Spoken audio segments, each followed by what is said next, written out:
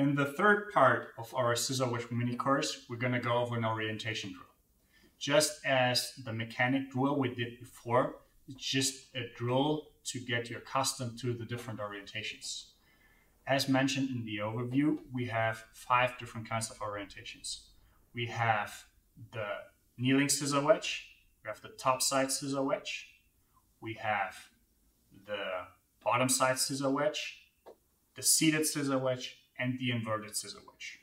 We're not going to go over the inverted one today. We're just going to use the others because, quite frankly, that's the ones you will use most unless you're a berimbolo type of guy. And we have different rules to learn that, but as I said before, we're not going to go over that today.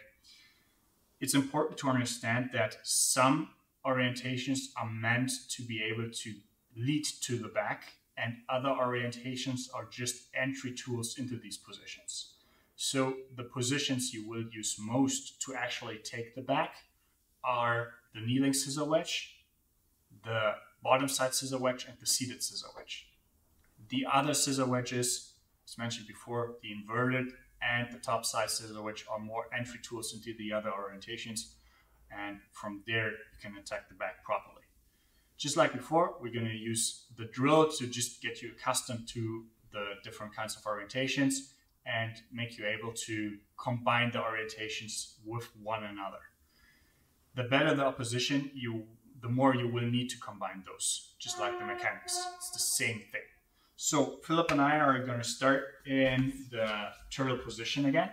From here, I'm just going to insert my knee wedge and my foot in between his legs. This is the kneeling scissor wedge. Don't worry about upper body configurations for now, right? This is the scissor wedge itself.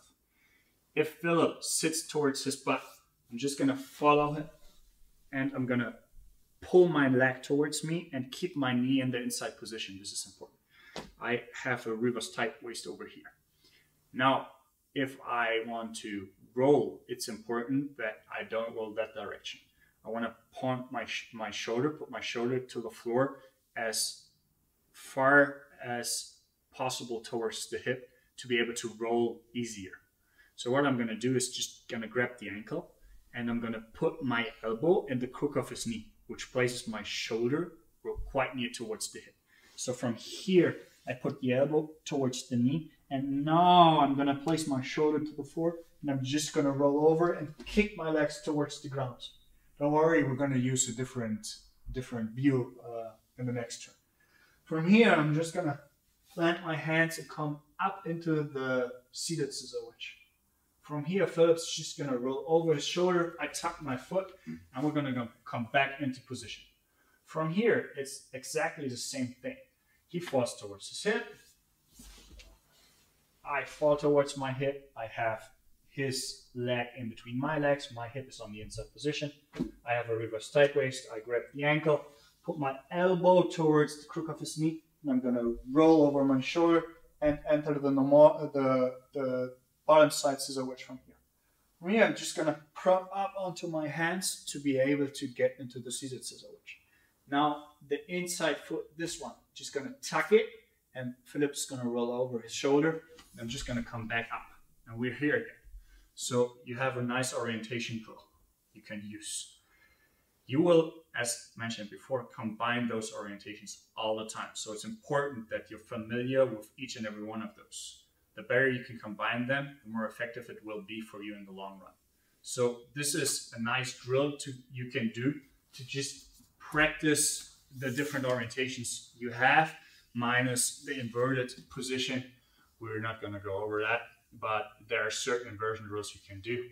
Maybe we're going to do that later, maybe not, we will see. Just let me know what you would like to see more. As always, let me know in the comments what you think about the things I show.